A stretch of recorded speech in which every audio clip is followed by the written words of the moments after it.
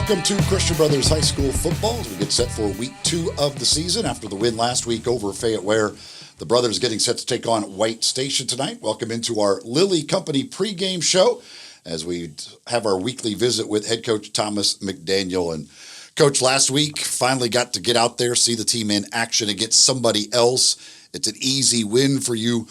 What do you take out of last week's game? Oh, I mean, there's so many things that you got to look at. Again, from an AD perspective, getting the parking lot situated, make sure the stadium is set up correctly, the officials are taken care of. Obviously, the press box, the scoreboard, all the things that went into that operation. It's just, it takes a village to pull off a Friday night. And then ultimately, my concern is the 48 minutes and getting, the kinks out with substitution, personnel groupings, situational calls during a game. All in all, I thought we did what we needed to do and, made a lot of plays in a lot of different phases of the game. So, it was many positives. You were throwing a bit of a curveball early in the game when Cole Frazier has the collision. He goes out of the game. Hunt Hedgepeth comes in. Just a sophomore kind of thrown in there, but certainly did a lot of good things when he came into the game. Yeah, I mean, we always, have to evaluate and look at ways to develop depth. As far as Cole goes, it's an opportunity for him to learn and grow. It's a situation that he could have avoided. I realize everybody says, well, that's why you love him, and that's true. But, sometimes you got to be smart. And in that particular moment, I don't think he made the right decision, and I think he would tell you as much. But I thought our kids responded well. I think they rallied around Hunt. Again, when you look at trying to develop depth and give guys enough opportunities in practice, when you see us, we have a lot of kids on the team, but we take pride in trying to work a lot of kids. So as I told somebody recently, I don't know in my 11 years here, have we lost a JV game, and I think that's a testament to our development of our kids. We're a program that prides itself on trying to develop, the young guys and let them continue to grow. And he's made, exponential improvement in the last 4 to 6 weeks, and I think it showed Friday. He didn't flinch. Did exactly what he needed to do. Very calm, collected.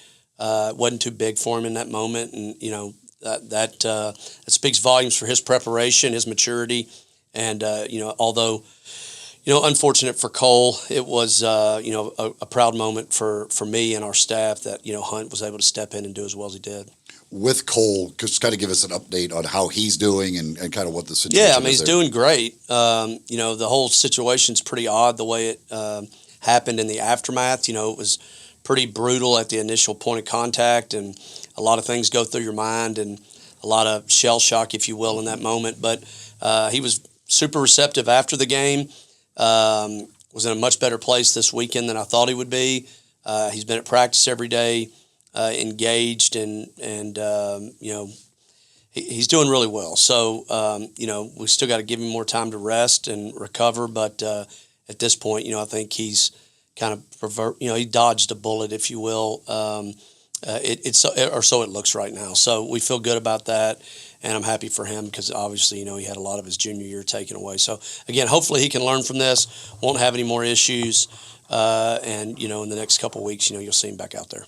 On the defensive side of the ball, obviously you get the 3 safeties in early in the game with some snap issues by them. But what did you see from your defense and what you liked from your defense? Yeah, I mean, I think we flew around. I thought we tackled well. I think there was a third down once or twice that I would have liked to have seen us be in a better position, whether it was something they did or something we didn't execute. I felt like there was a couple times that we probably didn't capitalize the way we should have. But, all in all, our defense played well. We got to get a lot of kids in the game, which anytime you can do that on Friday where young guys can get under the lights and get that experience just helps their development long term. So we got to play, a ton of kids.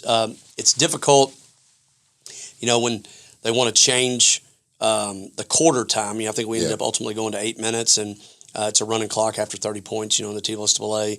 And nobody wants to, nobody any more than me, I don't want us to score 60 points just to score points. The last couple touchdowns were, fairly elementary things where we just busted big plays. So, but getting kids to be able to have success, to see KJ Nash throw a touchdown, to see Gabe Bellamy bust a long run. Those are seniors that have been in our program for a while, and to let them have some success was, obviously fun to watch. That was one of the things, I wanted to ask about, because obviously, again, those games, they are what they are. And you talk about developing the young guys, but those older guys who are the seniors who don't get that opportunity, you see after Bellamy scores that touchdown, the way the team was celebrating with him on the sideline. That is, in those games, there are those moments, and it's great for those kids to get that opportunity. Yeah, I mean, anytime you have a young guy or an old guy that, is a great teammate, practices hard every day, does what he can to help our team, to see them have success on the field, I think all of our kids, love to witness that. So, I think about last year, Walker Thomas Slattery called a touchdown pass late in a game. Again, another senior who's, been involved in our program for 4 years, highly invested in our offseason, does everything the right way. I tell people all the time, this class has 33 seniors. Typically, you look at our classes and you're looking at about 25 seniors, but when you look at those classes, 50% of them are not major contributors on a Friday.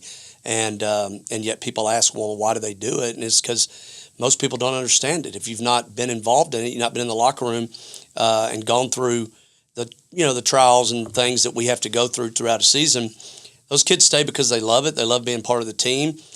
We love having them. They're involved. They help us at practice. And we're very adamant about, we want guys at practice that want to be involved. So, again, you come watch us at practice, and we're in a team segment. There's 50-plus kids working on the field at one time, because we're usually going back-to-back in some scenario. So we're working a two-deep offense while also working two groups of young defensive guys. And, again, I think that speaks to our JV success and the fact that we're able to develop depth over time. We don't appreciate nor desire to have guys out there that don't want to be involved. And so there are very few and far between that you look around the field and go, well, that guy's not doing anything, because we stress it. And I think all of our guys that are second or third team know they potentially could be one play away from playing. And I think that at the end of the day, they want to help us. And so, it's always great to see those guys that don't typically get the success, on a Friday night, to get to celebrate that and have fun with it. So now you get White Station this week. Last year you were handled them. A couple years ago, it was a really close battle with them. What do you expect from this White Station team?